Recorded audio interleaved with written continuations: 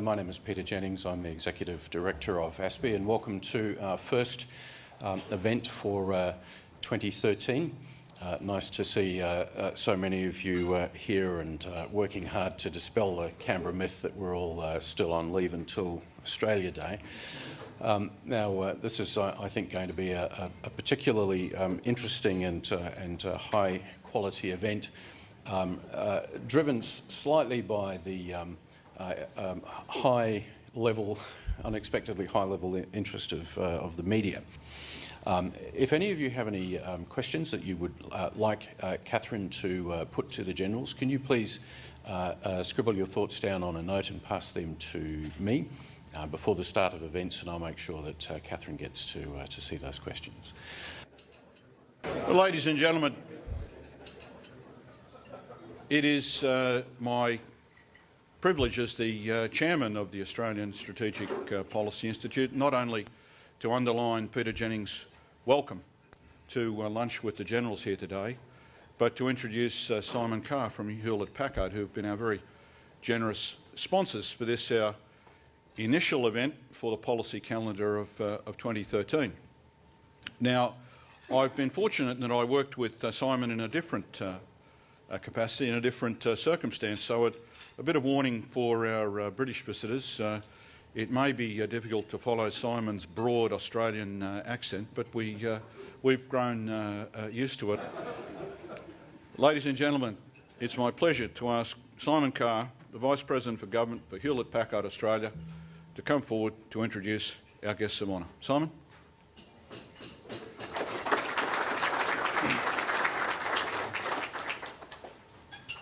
Well, thank you very much, Stephen. Well, good afternoon, ladies and gentlemen. Firstly, I'd like to say that HB is delighted to be back as the luncheon series sponsor for ASPI for 2013, so I'm sure we'll be seeing much more of each other during the year. We're also thrilled to kick off this first event with the calibre of our two guest speakers today, who are going to be discussing the next phase of military and security collaboration between our countries. Mirroring the strong connections between our two militaries, HB in Australia works closely with our UK colleagues, sharing experiences and leveraging common solutions.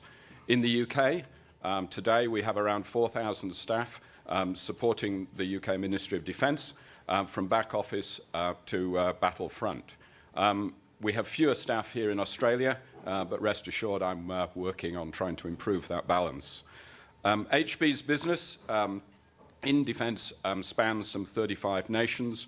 We work with all of our customers to find innovative and practical ways to reduce costs while maintaining reliable and secure systems that can handle ever-increasing volumes of data. These demands are constantly increasing and require us to leverage our global experience and form strong partnerships. Which brings me very firmly to introducing our two guest speakers today, who are going to cover this topic of improving collaboration and partnership. Firstly, General David Hurley, who I feel in this gathering hardly needs me to introduce him, but let me just cover a few highlights, if I may. David, demonstrating the strong linkages between Australia and the UK, early in his career spent time as an exchange officer with the 1st Battalion Irish Guards in the British Army. And I understand some of our other military colleagues here today have also undertaken exchanges with the UK. During David's career, he served in Malaysia and commanded 1 RAR during Operation Solace in Somalia, for which he was awarded the Distinguished Service Cross. He has been Chief of Capability Development Group, Chief Joint Operations Command and Vice Chief of Defence Force. He assumed his current post as Chief of the Defence on the 4th of July 2011. In 2010, General Hurley became Companion of the Order of Australia for eminent service to the Australian Defence Force. Also, David has a passion for rugby, which I understand he shares with his dog, who is aptly called Rugby. So I think that's something about explaining to the wife where he's going to watch rugby. So that's good. Our second speaker is General Sir David Richards, Chief of the UK Defence Staff. Sir David has a distinguished career in the Army in the UK and in the UK Defence Force. He has included duty in Germany, Northern Ireland, commanding operations in Sierra Leone and East Timor as Chief Joint Operations, and periods as Commander of the International Stabilisation and Assistance Force in Afghanistan, Commander-in-Chief UK Land Forces, and Chief of the General Staff. Sir David took the post of Chief of the General Staff in October 2010. His operational awards include Mention in Dispatches, Commander of the Order of the British Empire, the Distinguished Service Order and Knight Commander, Knight of the Ground Cross of the Order of the Bath. I was also pleased to learn that Sir David is a fellow yachtsman. Unfortunately, yesterday he was subjected to a rained-off cricket match. We should have spoken earlier, General. I had a lovely day sailing on the harbour, but maybe next time you come.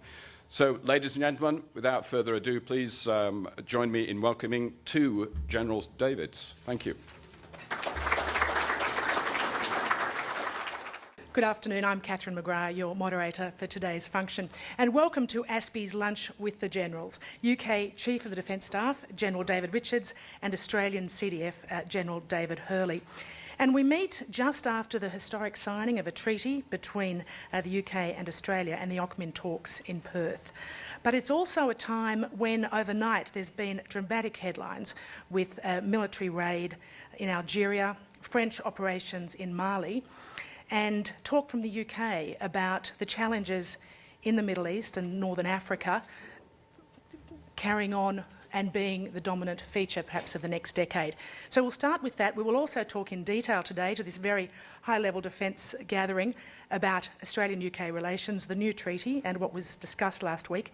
But we'll start by asking Sir David to comment briefly on and give us an outline from the UK defence perspective on developments in Algeria and Mali.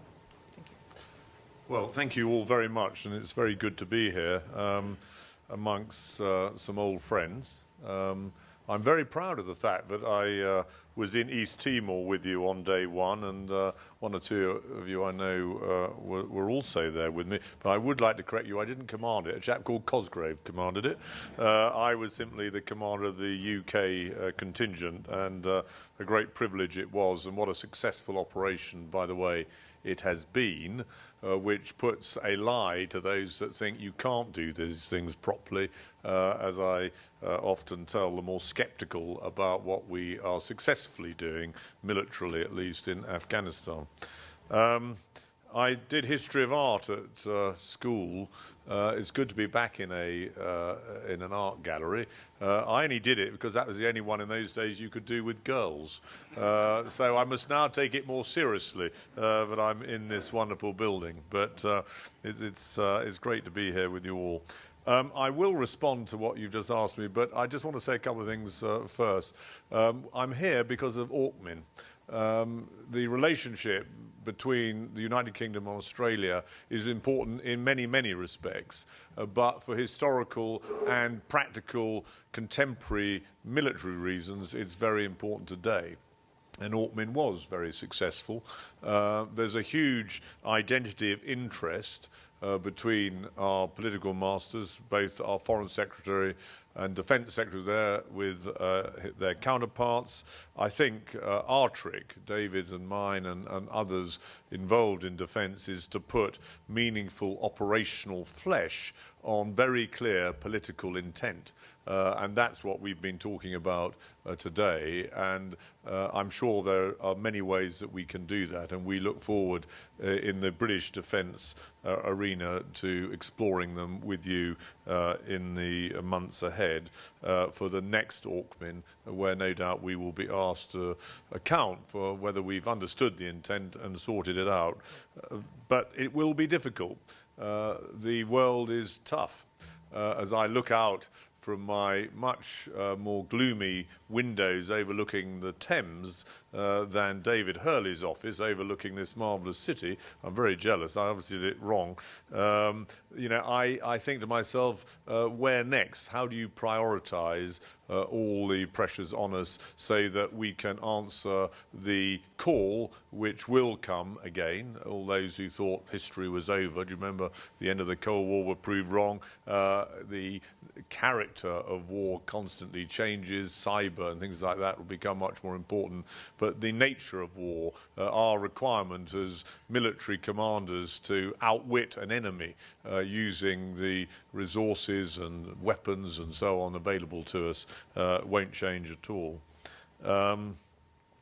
On what's happened in the last few days, I think that rather proves the point that we need to put meaningful operational flesh on political ambition.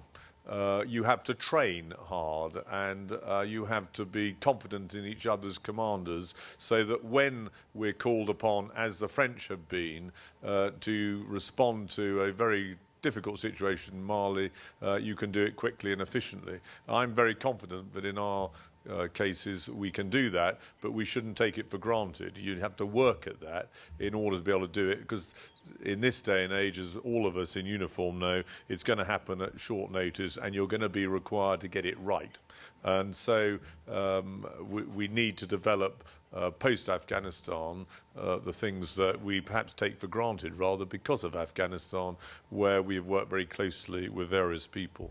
Just briefly, lastly, on Mali and Algeria, you may well have read Prime Minister Cameron's remarks, and you repeated it a minute ago, about how this could become almost a generational conflict. Well, in some respects, of course, he's not saying anything new. We know that Al-Qaeda and their lookalikes, their affiliates, aren't going anywhere. It's very difficult to defeat an idea, but can you contain it, suppress it, to the point that it doesn't affect our lives on a day-to-day basis? That is the trick we've got to pull off. The French very courageously have responded to a fast deteriorating situation in Mali.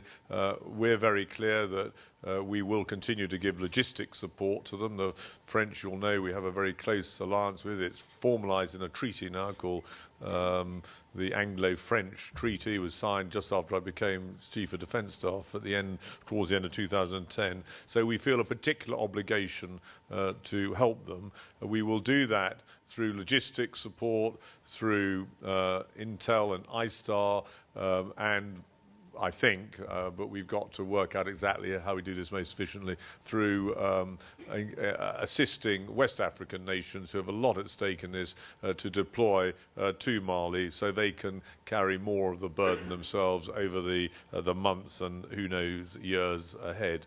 So those are the key areas in which we will help the French, and we're very committed to doing it. As far as Algeria is concerned, it just shows how the enemy has a vote, as our American colleagues constantly and rightly remind us, and the importance of intelligence, of preemption, of rapid action to prevent these things happening has been brought home to us yet again. But I would like to emphasise, and there's been some criticism of the Algerians, the purpose behind the way they dealt with it is to send a very clear message to jihadists worldwide: don't dangle and tangle with us. We will deal with it very robustly. I think we can work more closely with countries like Algeria to make sure collectively we reduce the risks as you saw them manifesting themselves during those very difficult few days. But it's very important we place their action in context, because it was a very courageous response, and they have given those involved a very bloody nose, and it will make them think twice about repeating it. And finally, I think underpinning all this, as we all know from our experiences in Iraq and Afghanistan, it's very important that our politicians and diplomats exploit the opportunity, the time that military action can buy for them to develop political solutions to problems we know only too well cannot be solved by military means alone.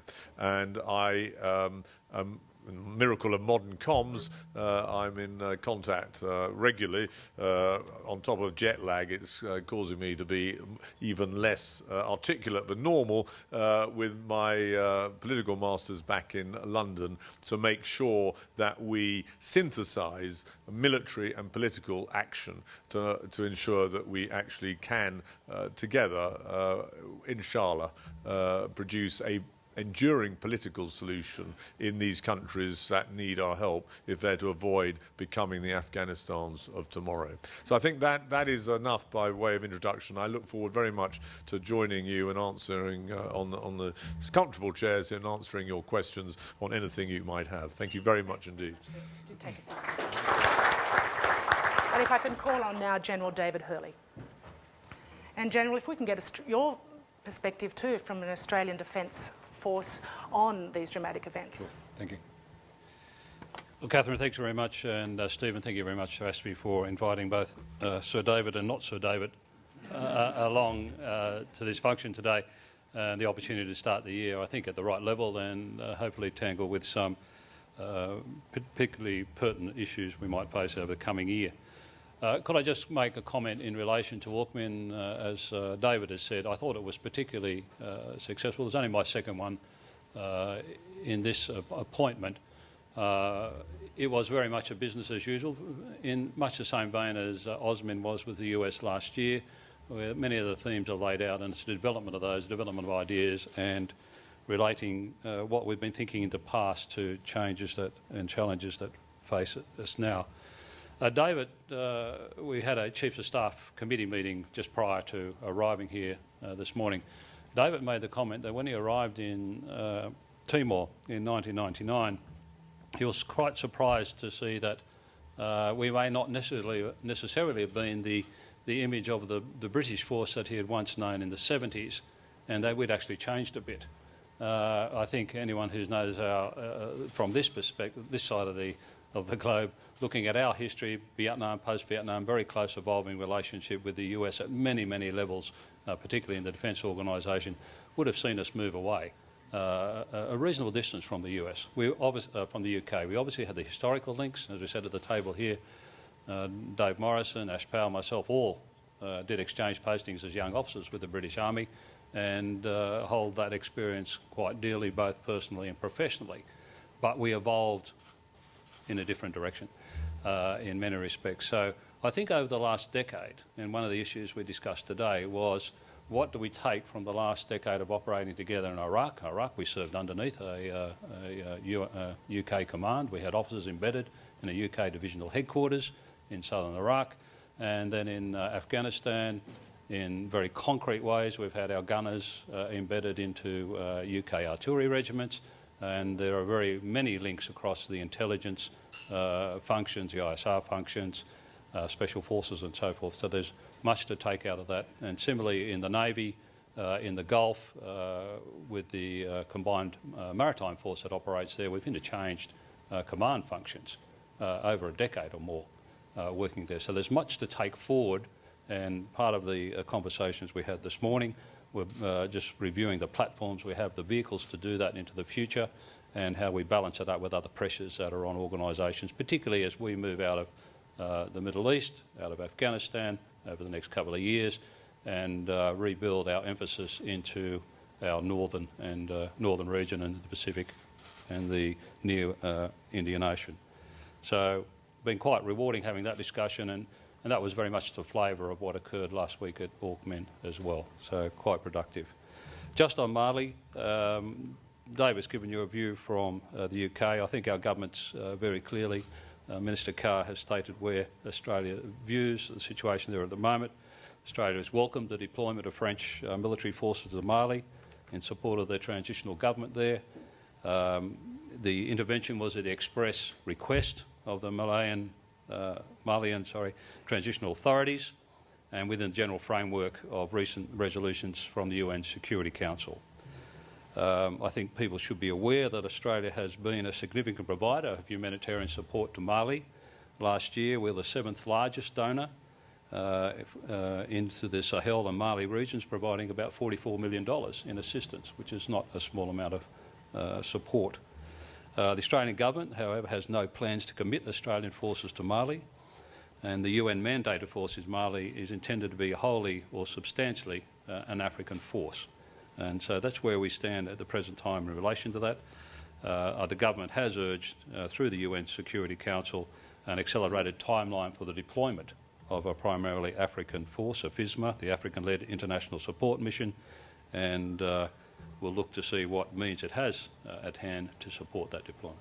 And General, on the overnight attack in Algeria, was that a surprise to the Australian Defence Forces? The strength of the attack, the siege first of all, and then the attack? Yeah, I'm always, it's a good question, Catherine. I'm always intrigued by questions from the media that we get surprised by things. I think if you look at the intelligence connection between the UK, the US, very much that community, I think, is very much talking to each other on a daily basis. So it's surprising in the sense that the attack occurred. This is asymmetric warfare in a very nice example. You move there, we'll move there. So we may not have picked a point, but we might not be surprised that people just didn't try to bloody a nose in Mali itself.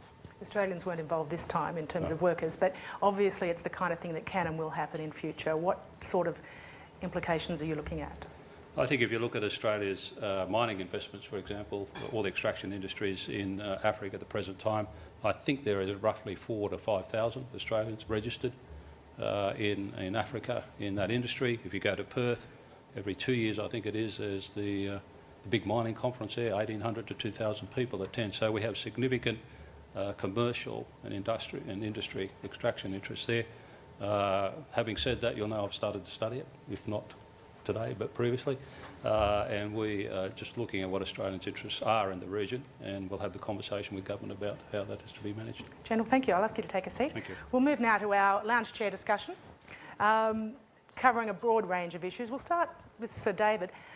The Afghanistan drawdown, can you update us on what the UK is up to with timetable, and also what the current thinking is on lessons learned, top priorities of lessons learned? I could spend the next 40 minutes on those two issues alone. I mean, and particularly the amount we've learned. I hope. We often identify lessons but don't properly learn them. Our trick is to... Is this on? Our trick is to make sure that we apply them. And I think the Libyan operation last year, to a degree, shows that we are learning some lessons. We didn't get involved with our own boots on the ground. We ensured that allies who know the region well did most of that, and allowed the Libyan forces themselves to become, if you like, the army, while we provided the air and maritime components to the operation. So I give you a feel for quite a low level, but also a politically important lesson. Where are we on Afghanistan today? Well, Britain has got, the headline figure is about 9,000 troops there. Prime Minister Cameron, at a National Security Council meeting we had in December, agreed that we would go to 5,200. Right, that we would go to 5,200 by the end of this year now. That is a reduction of around 42%. That enables us to meet our obligations as per the ISAP plan drawn up by General Allen, and that's very important to us. But furthermore, also allows us, because of the glide path thereafter, to remain, as we said we would, at Lisbon and in Chicago, capable of combat right to the end of 2014, should that be required. An optimist will tell you that it's looking good at the military tactical level. The ANSF, both the Army and the police, are really surprising even us, and we know them very well now at what they're achieving. I was talking to a journalist called David Loyne, who some of you will know if you're into Afghanistan, has been, of his own admission, something of a skeptic over the last 8 to 10 years. He was there for 3 weeks just before Christmas, and I met him a couple of days before coming here. He said it's quite astounding what's been achieved when the resources are put in to a counterinsurgency operation. It obviously can be done. And I was delighted to hear him say that, and he's now become a public advocate of what can be done if the resources are right. I was COM ISAF back in 2006-07. I have to say nothing that has happened since then was not on our list of recommendations back in 2006. For all I know, it was being said in 2005. It's that they weren't put in. Our trick now will be to leave having put the Afghan army and police onto a good long-term footing, the most important single requirement is to ensure the Afghan people and their army and police retain confidence in the West, and that we don't, and you'll all have heard this, do a Russia, where in 1989 for 3 years it worked quite well actually, contrary to some myth, and it only actually collapsed after the funding and support from Moscow collapsed. I am not a politician, but I see a lot of politicians, not only British but others, and I absolutely can assure you this lesson has been understood. Lastly, and that leads naturally on to my final point, what will we keep there at the end of 2014?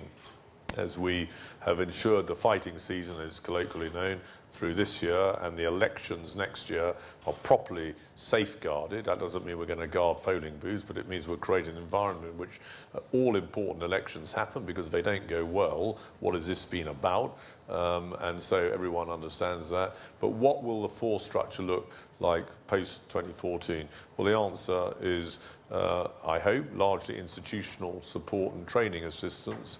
We'll look at what other enablers they need, logistics, medical, air, that's all being worked through. And the size of that force, I don't think personally will probably be decided for a number of months, because it will essentially be a decision taken by the COMISAF, General Dunford now, and obviously by the American political and military leadership, to which we will broadly conform. I would just like to say thank you very much to David and your Prime Minister and Defence Secretary, because we will be responsible for something known colloquially as Sandhurst in the sand, and Australia, and it was really important for us, and it to a degree answers just a little bit of how do you keep these links together in the long term, will be helping us lead on the Sandhurst in the sand, which President Karzai is extremely pleased and excited about.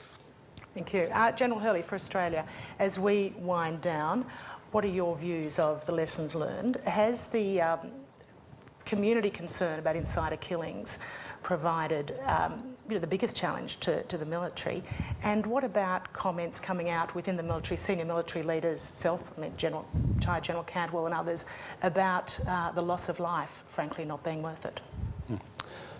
Let me just start about lessons learned. Again, we briefly discussed this today at the Chief Staff Committee meeting.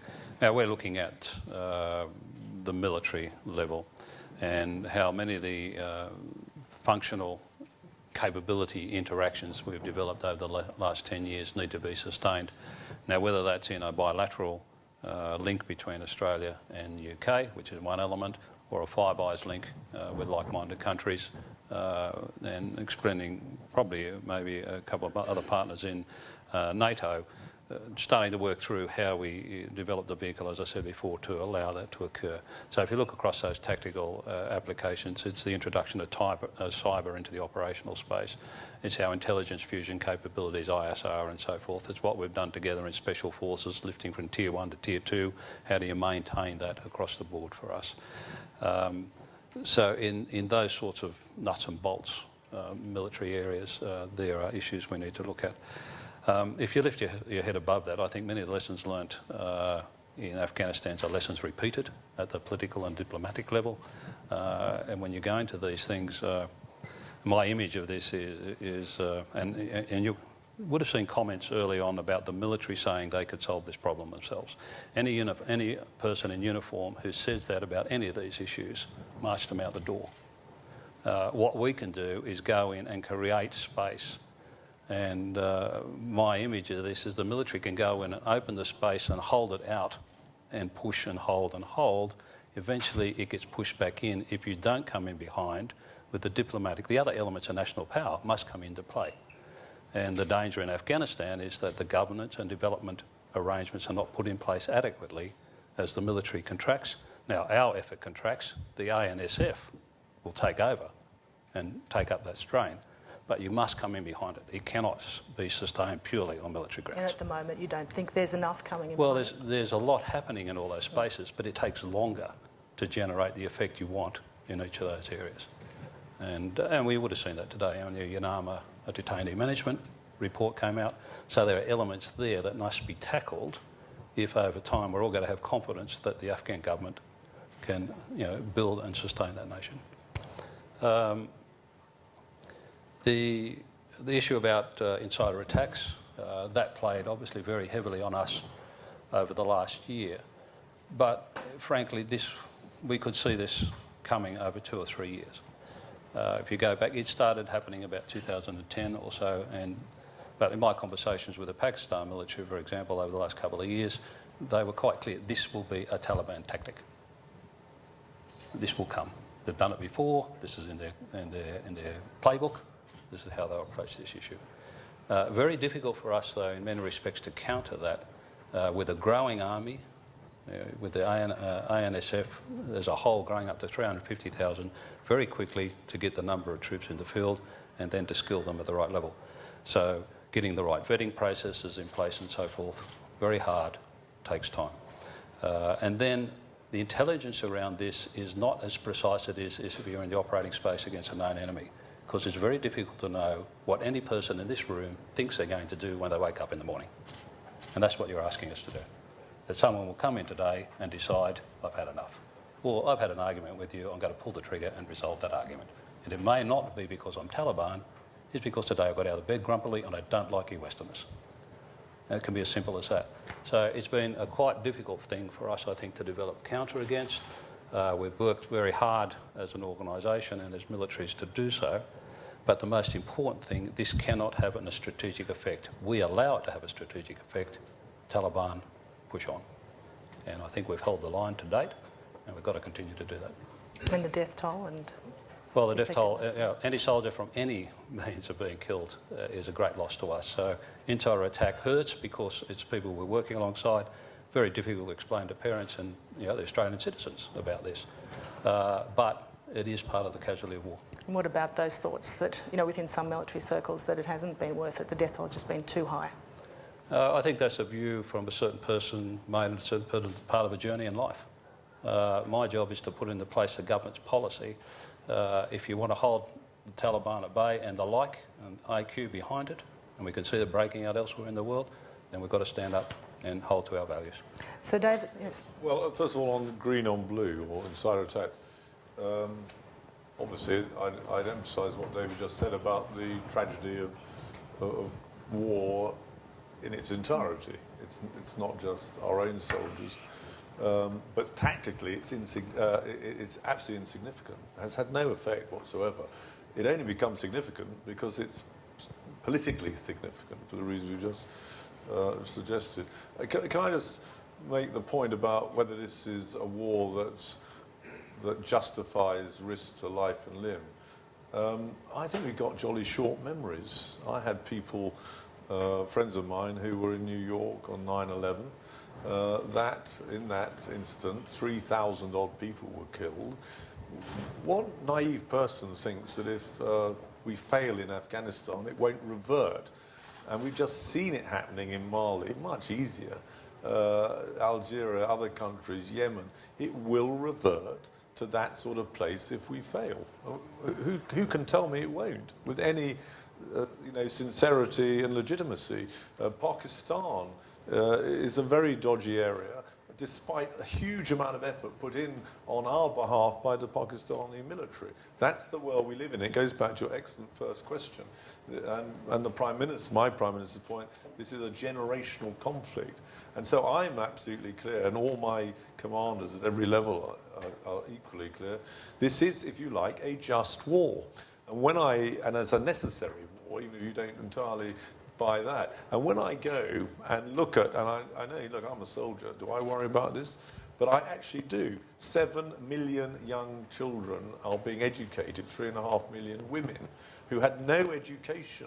The route out of this is, as I said, hinted a minute ago, is through education, through the creation of jobs, and I would say jobs, governance, and so if you don't do a bit of that, which is why I don't agree with this counter-terror versus counter-insurgency debate, then you will sort of keep the lid on some of it, but you'll grow an enduring problem, which is what we've now got today, which is basically based on a sense of extreme injustice on the part of a lot of people, which is why the politics of these issues ultimately are more important than military solutions. So I don't I don't know the guy that's been saying this. In my judgment, he's wrong. We'll move through a few issues now in the time we've got left. Budgets, very important. You're both trying to fight wars, you're both trying to protect your defence forces with shrinking budgets, the UK since 2010, the Defence ADF particularly since last year. Starting with General Hurley, what's your view now of where the ADF stands meeting the requirements the government is putting on you? I think, very clearly and right up front, the Minister and the government have been supportive of providing the funding we need to conduct current operations. And I think there was concern out there about how we'll continue the level of force protection we provide for troops and so forth.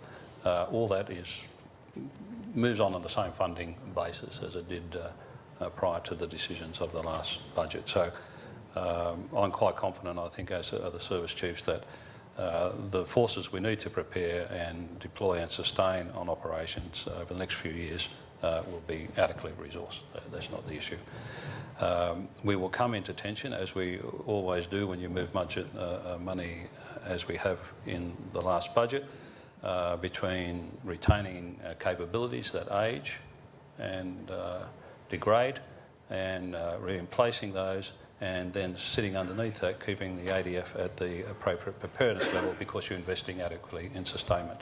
So as we go through the white paper process now and into the next budget process, that's the discussion we have with government, and perhaps what's government's ambition, where do they need us to be, and how do we balance out inside that construct. It's getting harder though, isn't it, for all of the non-pointy end? Across the board, I think you just need to read our budget, where we've moved money in the defence organisation, facilities, delaying of deferral of some projects and so forth. But to meet a fiscal objective of government, when you're asked to do so, you need to make some difficult decisions. Now, I know that, for example, I go to Senate estimates, some of them are sitting here, and people will say, well, why is this project being moved, or why is this project being deferred? And they will give me some very good reasons why it should stay. I could probably give those reasons to every decision we make. So, $5.4 billion, a reasonable amount of money in anyone's language, had to be moved. We had to make some hard decisions. So, David, the UK faces an incredible challenge. You've spoken publicly in the UK a lot about it. Not too publicly, usually when it's leaked. Your Oxford meeting? Oh, that was a leak, but it was quite useful. Yeah, I mean, don't forget, Britain will will be the fourth biggest spender on defence right through on current projections in 2020. Only America, Russia and China, I think, are ahead of us.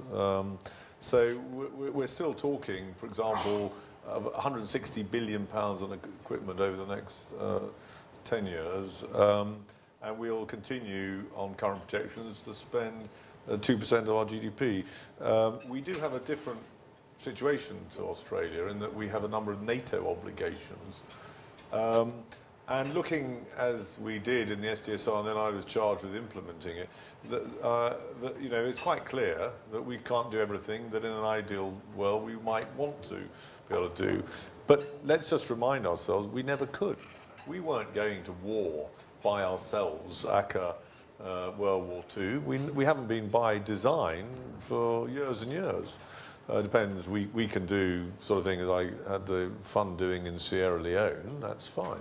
But anything much bigger and more demanding, by design, we do it with allies.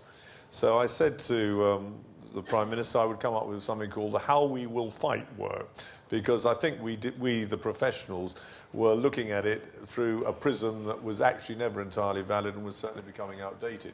If you can't do everything, find a solution or decide you can't do it.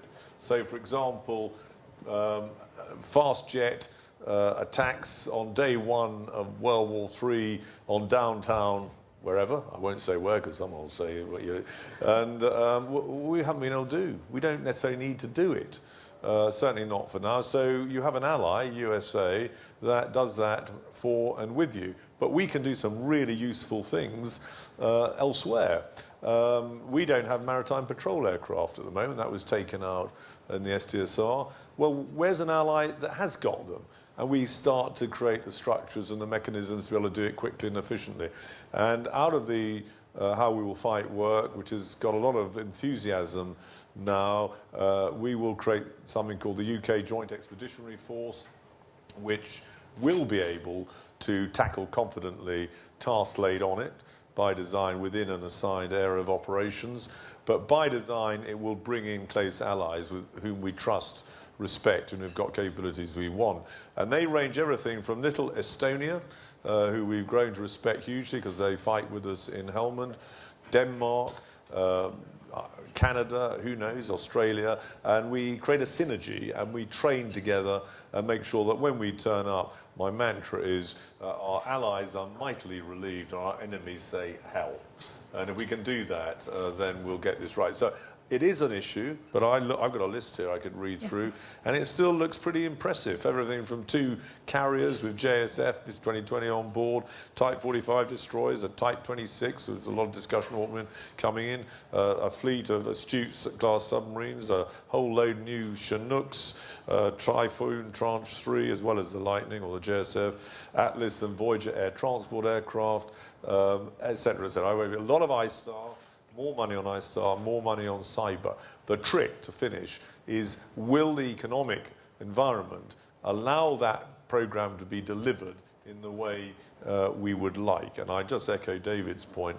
At the end of the day, it's no good our countries imploding because military ambition outruns the country's ability to deliver on it. But I again say, don't fall on your sword.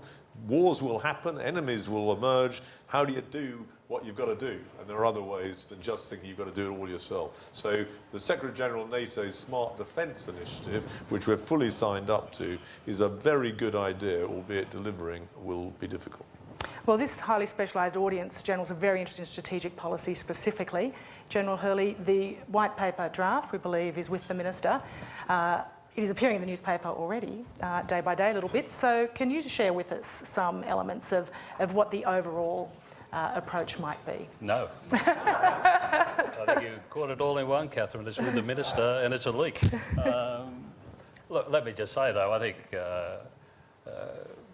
some of the fundamentals that drove the Minister to to accelerate the production of the white paper, drawdown in the Middle East, re-emphasis back into the region and so forth, I think you will expect those to play out in the white paper. We have certainly, with General Power here and Headquarters Joint Operations Command, spent a lot of time over the last 12 months revamping and renewing our regional campaign plan about how we interact with the region, the importance of international engagement, the new frameworks we put in place, interacting with countries both on service-to-service level, joint, across the policy area. So not rediscovering the northern region, but being able to build up our interactions with those. Looking at a new, as David said, spoke about the Joint Expeditionary Force, what's the framework for us into the future?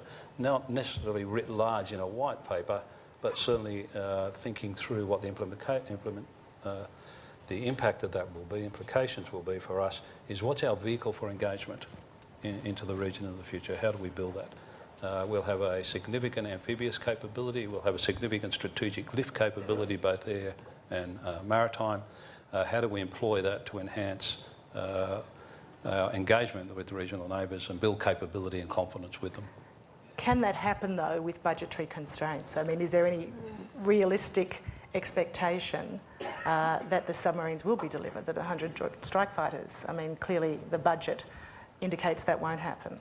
One of the reasons why we must engage with the region is that it's far more expensive in the long run not to have and have to fall back on using those capabilities. So we've got to put the money where we're going to get the best bang for the buck at the moment, and part of that will be shaping our environment and building up relationships and confidences in the region. So, for example? Indonesia, critical to us. Continuing to build the FPDA arrangement with the 5 countries involved with that. Our relationships with Vietnam. into Thailand. We're rebuilding that a bit. We've dropped the ball a bit there over recent years. So all those areas, particularly those westward into the Indian Ocean, are important to us. And then rethinking how we operate out in the Pacific as well. And last year I held the first Chiefs of Defence meeting for the Southwest Pacific countries, Tonga, PNG and so forth. We had not done that before. And so we've got that group together to say, okay, how do we reshape the dollars we've all got to do the best we can in terms of search and rescue, assisting with maritime security tasks, counter-piracy, the fishing industry and so forth. So I think that was a useful bit, and we actually dragged Chile into that as well. So I think there are different ways we can look at the way we do our work. And will there be a specific outline on how Australia will operate with the US, given the pivot to Asia? I think that framework's already falling into place. Now, the Americans are obviously still developing that thought. You've got the drive, the intent from, the commander's intent, we would say, from the president. This is what he likes to achieve. Some of the early platforms being put in place, the increased Marine Corps training in Australia, and in time the US Air Force building up its training activities. Where it goes from there is for further exploration. The US itself have got to move resources to enable that to happen in the way they would like to see it happen. So we engage with them to see the. And they have their own budget constraints. So do you see some of that not happening? It's not evident at the moment because this is the direction they want to move. It's what changes they need to make internally. David will have a point of view of that from the other side of the US continent, how that might play out with NATO. We are aware of some of the rub points for the US, and just watch that as it develops. So, David? Well, I think I've had long discussions with American politicians and people like Marty Dempsey, our counterpart, and they're at pains to emphasise this doesn't mean turning their back on Europe and NATO, but actually it's in all our interests. Britain, as a leading maritime, trading, commercial nation, no less than any other, that the Pacific nations reflect in their strategy the rise in the growth of China and other countries and regions. So it's a matter of coming up. I don't think, by the way, we do this very well nowadays, but I would like, and military men always would say this, wouldn't they? I'd like some sort of grand strategy. Where is it? Where's our strategic handrail to guide me, to guide David? And I think if I had a sort of parting shot is, all this is manageable as long as you put some brain power into it. A friend of mine called Harlan Ullman, who some of you will know, is an American defense pundit, he talks about a brains-based strategy. There will be things you do, there'll be things you don't do. When you think you're going to do things, you've got to do it in a joined-up way. I do think in this very complex world, with all the challenges you've so well brought out, then there's a greater case for more of that. And our forebears did it in the Second World War, and thereafter NATO, Cold War era, great success. But we all knew what it was we were trying to achieve, and we set to compensating for each other's weaknesses. I hinted a minute ago. I think we need more of that sort of thing. It won't just happen, and this is a start, as David said, of a process which should lead perhaps to more of that. So, David, is there a thought in Britain that this US pivot to Asia leaves Britain out in the cold? No, as I said, I mean, all our American interlocutors emphasise that's not the case, but it does reinforce the importance of NATO. And I have publicly and internally written to everyone in defence in the UK to make it very clear that our priority must be NATO, but NATO in the future, as we've seen in Libya and elsewhere, is not just about the nations formally within it. Your own country is playing a hugely important role within a NATO ISAF operation. As I said, in Libya, in the case of Libya, the Qataris, the Jordanians and the UAE played an absolutely vital role. And I see that NATO in the future will incorporate partners and other Arab and other nations to help us together resolve some of the big issues confronting us. And NATO, this is straight from the Secretary-General, not from me. I'm a believer in it and maybe contribute a bit to it. We've now got to develop these mechanisms. And in the case of the Joint Expeditionary Force, we expect and have already had great interest shown by nations like UAE and Qatar that they will want to play a role in the UK Joint Expeditionary Force, which in turn will be the basis of our contribution to all but more traditional Article 5 NATO operations. Thank you very much. General Hurley, we'll go back to OCMIN, the talks and the historic treaty. Why has it taken so long to happen? And what is the real benefit? Because I guess the relationships are so strong historically, but operationally Australia's focus is in a different area now. This was a much discussed issue, you might understand, before we, as we developed the treaty.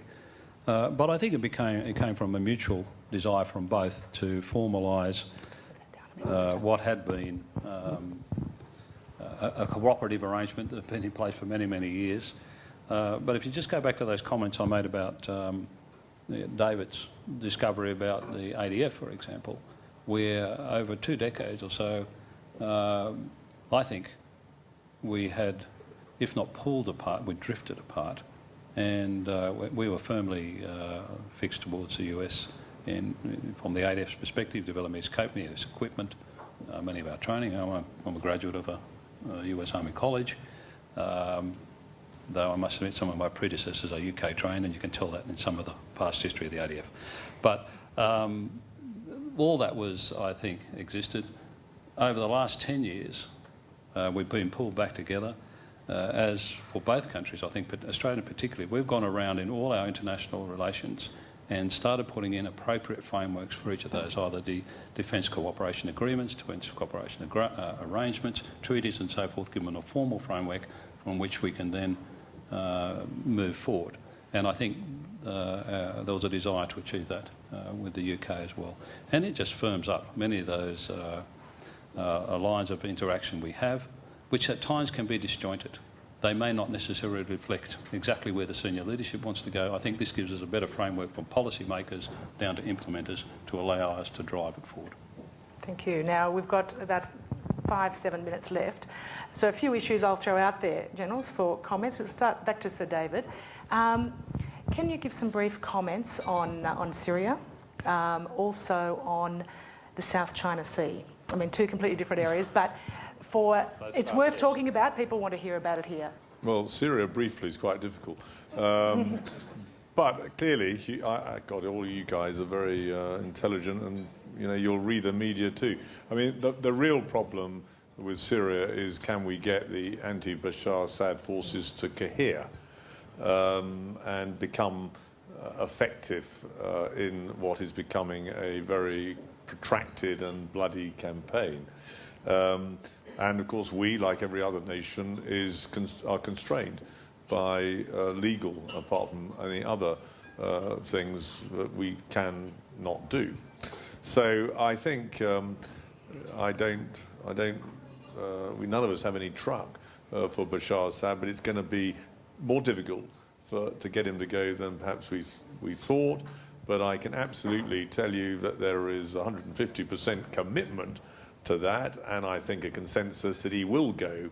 It's a matter of how he goes, and rather than if he goes. And when he goes, there will be a requirement for what we call colloquially the day after to be really well managed. And while we are doing what we can within constraints to hasten his departure, we must all think and work much more on that day after business, because we owe it to the Syrian people and to the region to get that right. So it's a very complex thing, but that's what I'd emphasise.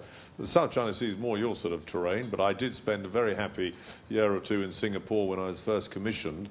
Most of it I couldn't possibly repeat in public, let alone in front of the media. But I remember certain nights down in Bugis Street with the one of your Royal Australian regiments entertaining me. And it's clearly very important in a way we'd sort of forgotten, perhaps, towards the end of the Cold War for us. And for us, the FPDA is going to become and remain rather, the central vehicle by which we engage with key allies, not because we expect wars to break out, but most of all to say we understand those key allies and the region and can contribute in any way that you might like. And I have to say, sitting here in Canberra, of course, Australia is preeminent amongst those key allies. We might know a little bit more about the Middle East and so on. There's no doubt you know a lot more about that region, which is why AUKMIN and the things we've been doing in the last few days is so very important to us. Can I ask, because the FPDA is, of course, Australia, New Zealand, Malaysia, Singapore and the UK, so that's a pretty small part of this region. Do you feel the need to engage directly, more widely with any of those other countries? Well, we do, of course, bilaterally, but and through our certain attendance at certain these other conferences. But there's clearly a gap there, though, isn't there? Well, it depends what we want to do. Look, we're no longer. If World War III broke out here, who knows what would happen in this region or to north? And all bets are off, I suppose. But we are going back to your previous question. You have to modify your ambitions. So we think the FPDA is a wonderful vehicle for a country the other side of the world to play a modest but useful role, I hope, in the region. We were in it from the outset. We do have a battalion group, actually about 1,000 people in Brunei. The Sultan of Brunei is very keen that we keep that, and we will, as long as he wants us to. So there is another vehicle for understanding and playing a role in the region. But I don't think we can have the conceit any longer to think that we ought to be a part of every other vehicle and organ that's in this region, because that isn't the world as we live in today. General Hurley. South China Sea, we might just get you to focus on that. South China Sea, I think, again, the policy approach to this is fairly clear from Australia that we need to get the claimant states, those with territorial claims, to continue to talk to each other, to avoid escalatory activities as we work through what will take time, these territorial claims, and in the meantime to develop, if we can, the code of contact that people would like to see for the South China Sea. So we're very supportive of Indonesia, for example, and leading in those discussions and playing prompt along. We're also very keen to ensure that the architectures that exist in the Southeast Asian region, particularly the EAS, develop a strong voice and a leadership role in helping to take these things forward. Like everyone, we're very concerned if Philippines, Scarborough Reef was to flare up again, and what could happen between China and Japan in the East China Sea.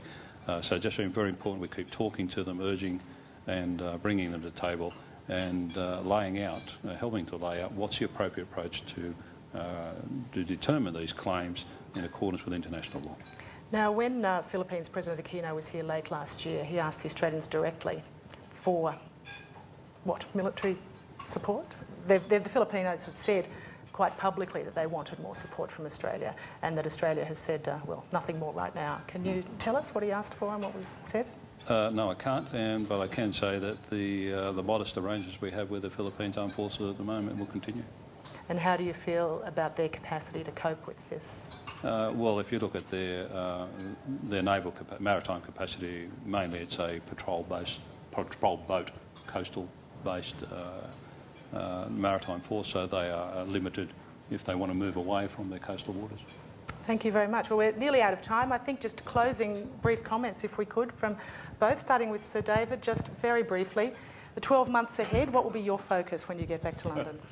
Well, I think I'm off to West Africa probably next week to go and look at how we might assist the West African nations to accelerate any deployment to Mali. So Mali, out of the blue in some respects, consistently is the case, by the way, that you get surprised, whatever your intelligence people like to tell you. I'd probably have got the sack if I'd been like that, but that's a different issue. Afghanistan remains our main effort. As I said, 9,000, actually it's a few more than that.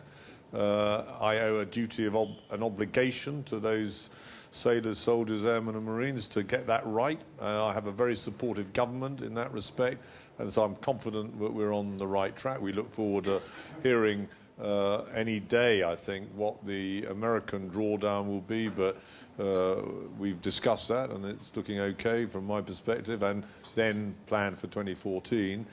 I suppose the thing that is out there, which all of you will be thinking about too, which will affect us all, is the Middle East. It's Syria, it's Iran. Will their nuclear ambitions be constrained through the current processes? But as my Prime Minister and the President have said, you know, nothing is out of the question. All things are possible, so that's a constant concern. But at the moment, you know, the things don't look so bad as we thought. So keep your fingers crossed. And then there's Syria. There's a Yemen, what's going on in Yemen. Somalia is the main effort for us in that part of Africa, going well. There are Kenyan elections. Will that take their eye off what they've done wonderfully and, you know, earn great respect in Somalia? Uganda, similar, by the way. Don't write these countries off. They've really excelled in Somalia. Great success stories so far. So there's plenty. There's the Falklands, you know. Do you want a few more? So it goes on. Not a great threat to us, but we have to make sure that the Argentinians continue to realise that we will defend and therefore deter any ambitions they might have. Not, I emphasise, that is how they're going about this claim they have to the Malvinas, as they call it. It's not a major concern, but it's another thing on my plate. Can I just say, finally, thank you very much for allowing me to join you. I think this is the second or third time over the last 8 or so years. It's a great privilege, and I've much enjoyed some quite tricky questions. Thank you very much. Thank you, and General. Catherine, I think 3 key things for me over the next 12 months. One is in our operational space. We will end 2 of our operations this year in the Solomon Islands and Timor, and we will draw down in Afghanistan, and by the end of this year, as the Minister announced the other day, we'll pretty much completed the work we're doing in risk and province and be looking to what government direction is that evolves beyond that. So for an organisation that's been quite high operational tempo for the last 10 years, we'll draw down those operations. We'll reconfigure and be working with government on what we look like in the Middle East after the next year or so, and obviously the border protection tasks continue, which are very consuming for both Navy and Air Force. That brings us back to Australia. White paper process coming through. I think the critical questions facing the 3 service chiefs and I this year in particular are resetting the ADF for the future. So getting the ADF back into a preparedness mode, a training and an engagement mode into the region that helps us shape our region, makes it a friendly place to work in, but helps build capacity and so forth, but keeps the ADF at the level that when the government says you've got 48 hours to get somewhere, we do what we've always done. So resetting is a big issue. And the third one, you know, coming on from the last 2 years, is our Pathways to Change, our cultural reform program, which is just critical. We drive that through, and that's not only the values and behaviour area, but continuing the broader strategic reform programs that we've put in place over the last couple of years. Thank you very much. Again, thank you very much for the opportunity. Thank you very much. Can you please join me in thanking Sir David and General Hurley? And that's it for us today. Thank you very much for the Australian Strategic Policy Institute. And it has also been recorded by ASPI and should be on the website at some point. Thank you very much.